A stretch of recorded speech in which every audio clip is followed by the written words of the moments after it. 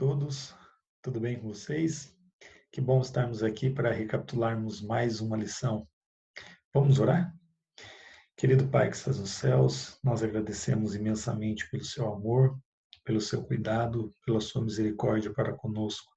Agradecemos pela oportunidade que temos de estudarmos coisas tão relevantes para a nossa vida, coisas importantes para vivermos felizes nesse mundo, apesar das dificuldades, e vivermos felizes também numa próxima vida, que é a mais importante. Que o Senhor possa estar conosco, nos dê o seu Espírito para entendermos um pouco melhor a palavra. É o que te pedimos e agradecemos por Jesus. Amém. Muito bem, estamos em pandemia, né? Peço a vocês que, por favor, não reparem os barulhos, os ruídos externos, né? Caso eles aconteçam. Todos estamos num momento frágil de dificuldade, onde estamos tentando nos adaptar a uma nova realidade, que, se Deus quiser, em breve passará. Ok? Bom, o assunto que nós vamos tratar nessa semana é um assunto que vem sendo abordado desde a semana passada, quando iniciou-se, né, o assunto sobre a criação. A gente não pode perder de vista qual é o título da lição que nós estamos, o tema da lição toda do trimestre, né? Estamos falando basicamente de como interpretar as escrituras. E por óbvio, vocês já viram aí lições de dias anteriores, muitas coisas a gente não pode identificar ou querer ler e interpretar ao pé da letra, né? A Bíblia é cheio de licenças poéticas, cheio de expressões, porque do mesmo jeito que ela foi escrita por pessoas inspiradas por Deus, pelo Espírito, ela foi escrita também por seres humanos, né, feitos do mesmo material que nós somos hoje. Então, nós vemos aí na Bíblia exemplos de uso de expressões, de hipérboles, né? Como, por exemplo, quando João fala que, terminando o seu livro, né, o Evangelho de João, fala que Jesus fez tantos milagres que, se fosse para descrever todos os milagres que ele fez no período em que ele atuou no seu ministério, ele pensa que nem todos os livros seriam suficientes para descrever tudo que Jesus fez. Ou, em outras palavras, ele fala que se descrevesse, colocasse tudo num livro, esses livros não serviriam no mundo inteiro. Então, é óbvio que isso é uma força de expressão, até porque hoje existe muito mais livros do que existia antigamente, né? E depois da prensa de Gutenberg, que aí revolucionou, e hoje a gente consegue ter muita coisa compactada, né, dentro de duas capas, e com certeza não enche o mundo hoje todos os livros que a gente tem, por mais que a gente tenha muita coisa digital. Mas naquela época também, com certeza teria menos material do que hoje. Então, são coisas importantes que a gente precisa entender. E na lição dessa semana, basicamente tudo é literal, né? Então, a lição fala de como a gente interpretar é, passagens bíblicas, textos importantes, coisas que deixam em dúvida, para não ter aquela interpretação equivocada. Porque uma interpretação equivocada pode nos levar a cosmovisões equivocadas. E cosmovisões são os fundamentos das nossas crenças. O que de fato nós acreditamos, o que de fato nós achamos que fazemos aqui nesse mundo, né, de onde viemos e para onde vamos. Enfim, portanto, a lição de hoje, né, a lição que trata sobre a criação nas Escrituras, ela vem se referindo que as Escrituras, basicamente de capa a capa, elas confirmam esse tema estudado desde a semana passada, que é o Gênesis, né, como fundamento. Ok? Então vamos lá. Quando nós pegamos os 11 primeiros capítulos da Bíblia, até Gênesis 11.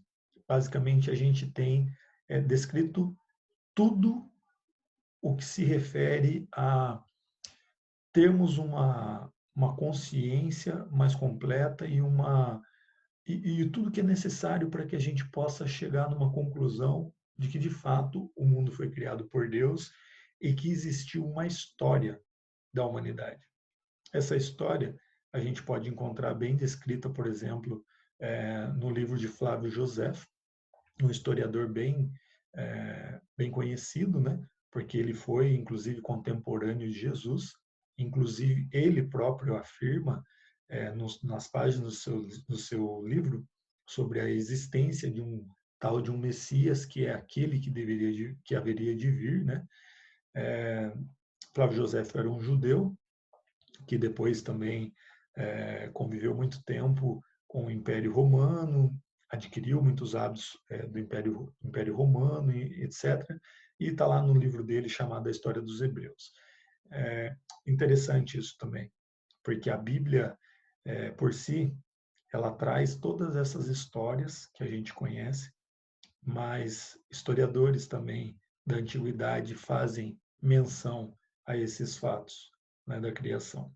E, como foi estudado em outras lições também, a própria questão da similaridade que existe, né, a semelhança que existe de histórias tentando explicar o porquê que as coisas são assim, ou principalmente tentando responder as três perguntas básicas, né, da filosofia. Por que estou aqui, né? De onde eu vim, por que estou aqui e para onde vou. Enfim, se a gente pegar os 11 capítulos de Gênesis, que trata de todos esses temas que estão aí elencados nessa sequência, e se a gente retirasse esses 11 capítulos de Gênesis e começássemos a ler a Bíblia a partir de Gênesis 12, a Bíblia toda deixaria de fazer sentido. E por que a Bíblia toda deixaria de fazer sentido? Porque nesses 11 primeiros capítulos é contado como o mundo foi criado, é contado qual era o plano de Deus para esse mundo, é contado, né, o plano de Deus para as pessoas nesse mundo, é contado como que esse plano foi distorcido, foi corrompido pela influência do pecado, e as próximas páginas, os próximos capítulos vêm desenhando basicamente como que isso afetou a humanidade. Então, se a gente pegar, por exemplo, né, por partes, Gênesis, a gente vai ver o primeiro relato da criação, como que foi realizada a criação do mundo e do homem, uma primeira etapa. Uma segunda etapa, como que foi criado do homem, né, a mulher. Uma terceira etapa, a queda do homem e a origem do mal. E daqui para frente, basicamente, tudo que se refere a como que de fato seria atrapalhado, né, essa boa vida e esse plano divino para que o homem vivesse bem aqui na Terra. Perceba que aqui a gente não está falando que os planos de Deus foram frustrados, nós estamos apenas dizendo que houve a permissão, né, de testar se o homem de fato conseguiria viver só de acreditar no que Deus estava falando para ele. E de fato, após, né, essa queda, a gente observa que toda a Bíblia ela serve para basicamente uma coisa: mostrar como que vai ser que Deus vai restabelecer o seu plano original. Por isso que daí nós vamos na sequência, quando mostra, por exemplo, Caim e Abel, a história de Caim matando Abel, a influência do pecado, né, da queda. Aí nós vamos ver a genealogia de Adão até Noé, inclusive a quantidade de anos que viviam essas pessoas, né, quase milenares. O dilúvio, como que Deus resolveu extinguir o pecado, no sentido de amenizar e diminuir a frequência e a intensidade do pecado na Terra, porque uma escritora chamada Ellen White deixa muito claro que se as coisas continuassem do jeito que estavam, o homem acabaria com tudo mais rapidamente do que era o previsto, né? Inclusive, hoje a gente pode pensar, será que algumas coisas, se Deus de fato não tivesse agindo, a gente já não teria destruído, né?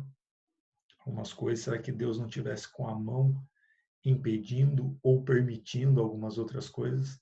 Será que já não teria acabado muito mais tempo? Gosto de uma frase que diz assim, né?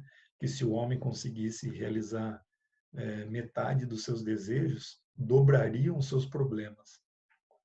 Não me recordo agora o autor, mas eu sempre gosto de pensar nessa frase porque Deus sabe de tudo, né? Sabe da história. E na sequência, o Senhor faz uma aliança com Noé, falando que ele nunca mais destruiria o mundo do jeito que foi destruído, em água, né? Era para mais gente se salvar, teria espaço na arca, talvez, mas de fato, quantos quiseram ser salvos, né? E essa aliança que o Senhor fez não é nunca mais vou fazer isso de novo com água, né? Por mais que vai chegar um momento que eu vou ter que fazer isso de uma outra forma, exatamente para tentar extinguir, tentar não, para extinguir de vez o pecado, né? Só que assim como todos tiveram o direito de fazer uma escolha lá em lá na época de Noé, no dilúvio, todos também terão o direito de fazer uma escolha até a próxima destruição. E depois, como que se espalhou, né, os filhos de Noé pela terra, como que eles deram origem aos povos da terra, né, os continentes, as pessoas que foram que viveram em determinadas regiões. A Bíblia fala que, por exemplo, um dos filhos de Noé foi popular mais a parte da Europa, né, o Jafé. O outro filho de Noé foi povoar mais uma região da África e um pedaço ali do Egito.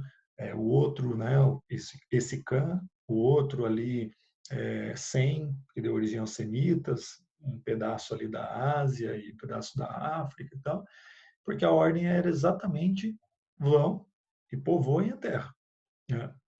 Precisa ser povoada a terra e não é para ficar todo mundo aglomerado. E teve um ser, né, um neto do filho de Noé, um bisneto, que teve a brilhante ideia, porque sabia que o mundo tinha sido destruído em água, porque não fazia tantos anos assim, né? E falou assim: vamos criar uma torre para que da próxima vez que chova, né, que se chover, a gente não tem perigo de ser destruído.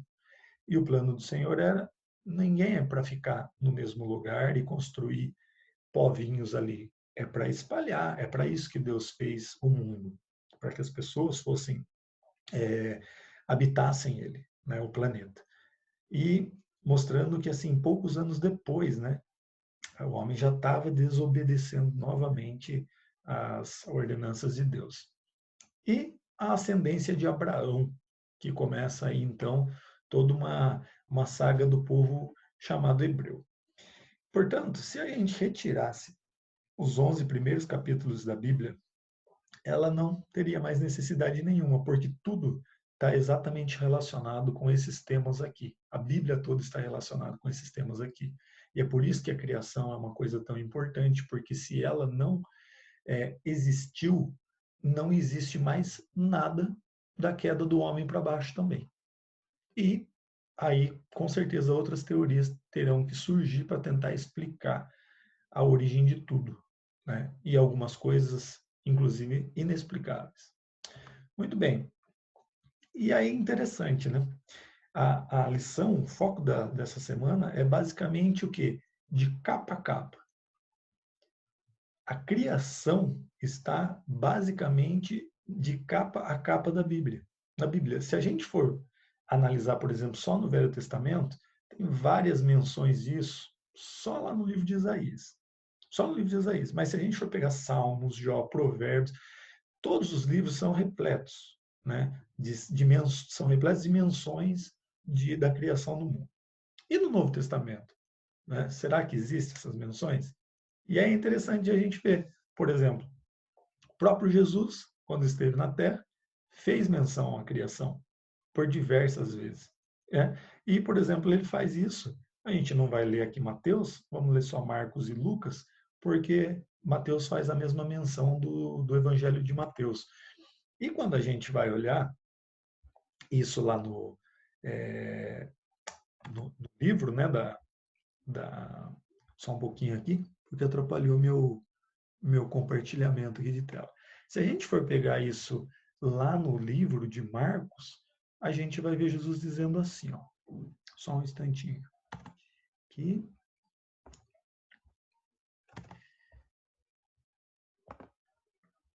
Aí. Nós vamos ver Jesus falando assim, ó, lá no livro de Marcos. Marcos, Marcos 10, de 6 a 9. Ele vai dizer assim: porém, desde o princípio da criação, Deus os fez macho e fêmea. Né? Falando aqui, já estudamos sobre a criação e o casamento aí dias atrás. Por isso deixará o homem a seu pai e sua mãe, unir-se-á à sua mulher, e serão os dois uma só carne, e assim já não serão dois, mas uma só carne. Portanto, o que Deus juntou, não separe o homem. Aí no texto de Lucas, ele vem dizendo assim, né? Lucas 10, 50 a 51. Para que desta geração seja requerido o sangue de todos os profetas que desde a fundação do mundo foi derramado, desde o sangue de Abel até o sangue de Zacarias, etc. e tal. Então ele faz uma menção do quê? Que desde a geração do mundo os profetas são perseguidos. São perseguidos simplesmente porque falam a verdade e trazem a verdade, a palavra de Deus. Né? E por efeito do pecado, Jesus estava falando assim: ok, vocês não querem ouvir, e desde que o mundo foi criado as pessoas não quiseram ouvir mesmo. Né? Desde que o derramamento do primeiro justo, o derramamento de sangue do primeiro justo aconteceu na Terra, é assim. E ele faz menção de Abel, né? Na história que nós já mencionamos aí de Caim e Abel. E aí Paulo faz diversas menções também sobre isso. Por exemplo, lá em Atos 14, no verso 15, ele diz assim, né? E dizendo: Senhores, por que fazeis essas coisas? Nós também somos homens como vós, sujeitos às mesmas paixões, e vos anunciamos que vos convertais dessas vaidades ao Deus vivo, que fez o céu, a terra, o mar e tudo que neles há. Né? E é interessante, Paulo faz aqui uma menção de três elementos, né, da Terra, do planeta Terra. O céu, ilustrando como se fosse o ar, né? Terra, como se fosse terra mesmo, pó, né? E o mar como se fosse a água, né? E para o povo grego, que era muito forte naquela época, né, as suas filosofias, e falava inclusive que o homem era feito de quatro elementos, inclusive um pouco de fogo, que não foi citado aqui, Paulo menciona, ó, inclusive tudo isso que, que forma o homem na concepção de vocês e forma todo o universo, foi ele que fez, foi Deus que fez. E quando nós vamos daí em Romanos 1:20, Paulo de novo fala: porque as suas coisas invisíveis, desde a criação do mundo, tanto para o seu eterno poder como para a sua divindade, se estendem e claramente se veem pelas coisas que estão criadas para que eles fiquem inexcusáveis. Ou seja, Paulo fazendo uma menção aqui que Deus foi quem criou tudo e que inclusive tem tanta coisa, tanta evidência na natureza para mostrar que existiu uma criação, que existiu alguém que planejou tudo isso, que ele fala, ó, foi tudo criado, inclusive para que ninguém possa depois se desculpar ou falar que não sabia ou dizer simplesmente que foi feito de uma outra forma. Ainda Paulo, né, lá em 2 Coríntios 4:6, menciona assim, nos quais o Deus desse século cegou os entendimentos dos incrédulos, um Deus pagão, né, para que eles não para que lhes não resplandeça a luz do evangelho da glória de Cristo, que é a imagem de Deus, porque não nos pregamos a nós mesmos, mas a Cristo Jesus, o Senhor, e nós mesmos somos vossos servos por amor de Jesus. Porque Deus, que disse que das trevas resplandecesse a luz, é quem resplandeceu em nossos corações para a iluminação no conhecimento da glória de Deus na face de Jesus Cristo. Então perceba de novo Paulo dizendo, né, que o mundo era sem forma, vazio, escuro, e das trevas simplesmente o Senhor falou para aparecer luz, né, mencionando o primeiro ato da criação. E lá em Efésios 3:9, ele diz, né, e demonstrar a todos qual seja a comunhão do mistério que desde os séculos que esteve oculto em Deus, que tudo criou por meio de Jesus Cristo, né? Ou seja, dizendo inclusive quem foi que ordenou, falando, né, as coisas, para que as coisas viessem a existir nesse mundo. E a última passagem de Paulo, né, lá em 1 Timóteo 2:12, né, dizendo assim: não permito, porém, que a mulher ensine, não que hoje a gente não possa ver isso, né? A cultura lá falava assim, que a mulher não ensinasse nas sinagogas por um motivo, né? Porque primeiro foi feito Adão e depois Eva, né? Aqui tem um significado um pouco mais profundo que não vem o caso a gente abordar aqui, mas e sim focar no que Paulo faz a menção, né? De que Eva foi formada de Adão. E aí Tiago traz uma menção lá no seu livro, né? Lá em 3:9, dizendo assim: com ele bendizemos a Deus e Pai, e com ela amaldiçoamos os homens feitos à semelhança de Deus, né? Uma outra coisa importante de a gente se lembrar que quando Deus fala, façamos o homem à nossa imagem, à nossa semelhança, né?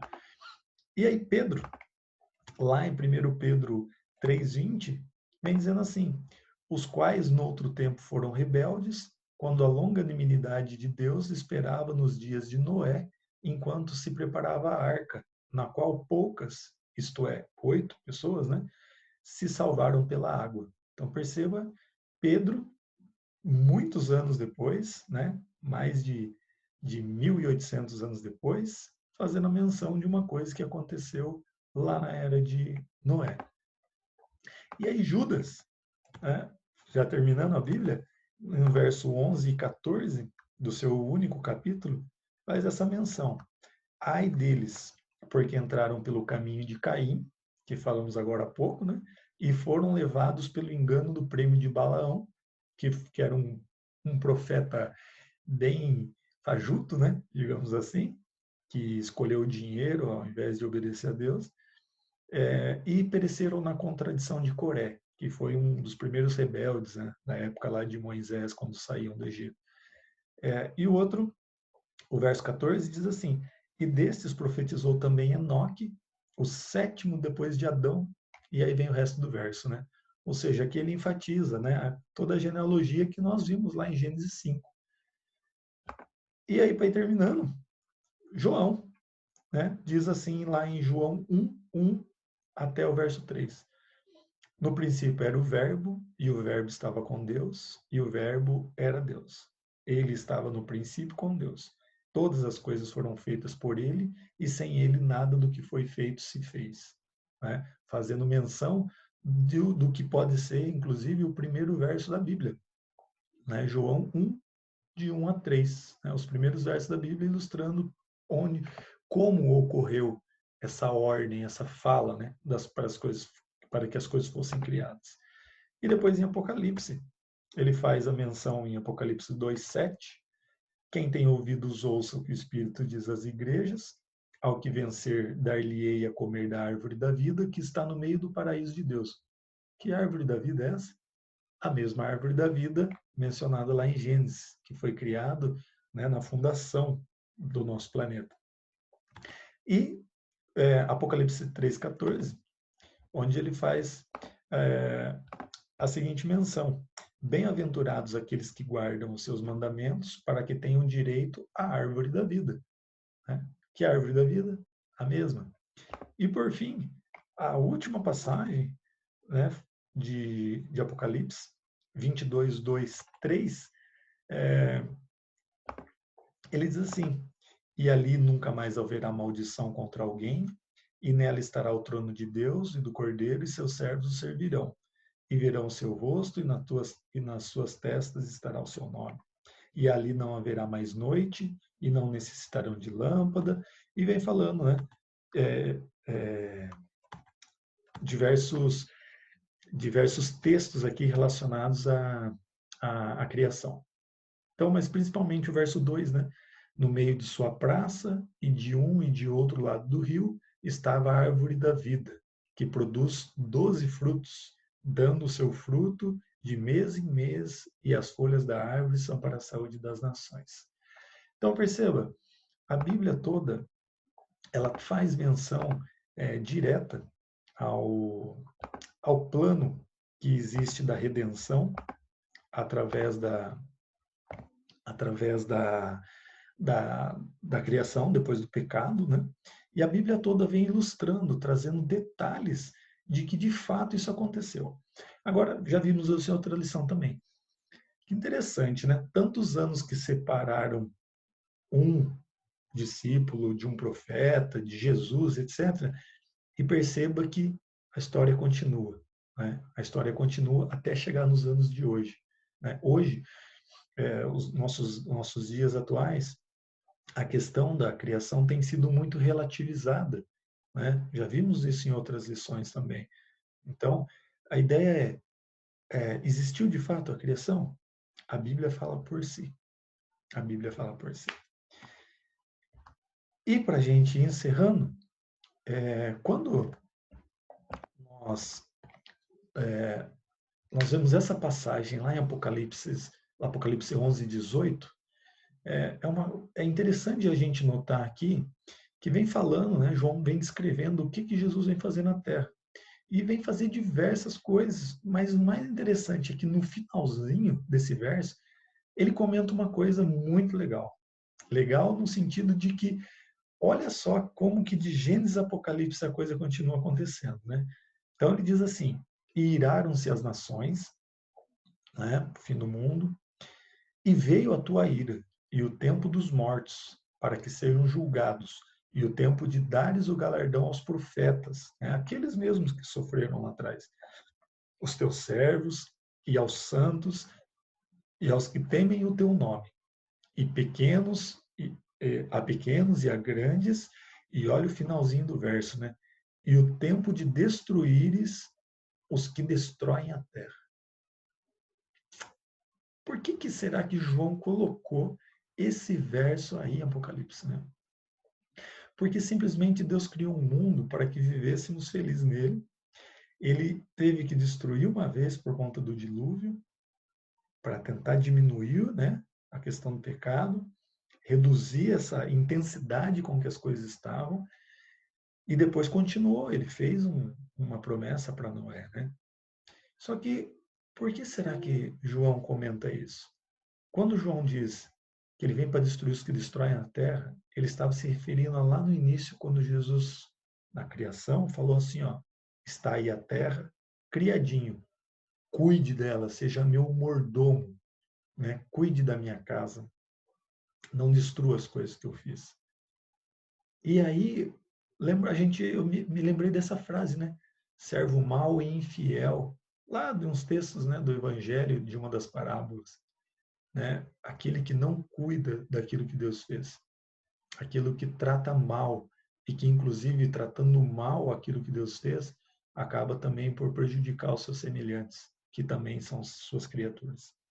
E para encerrar, gostaria de ler esse verso com vocês, essa passagem, que está num livro chamado Mente, Caráter e Personalidade, que diz assim: somos dependentes da Bíblia quanto a um conhecimento da história primitiva de nosso mundo, da criação do homem e de sua queda.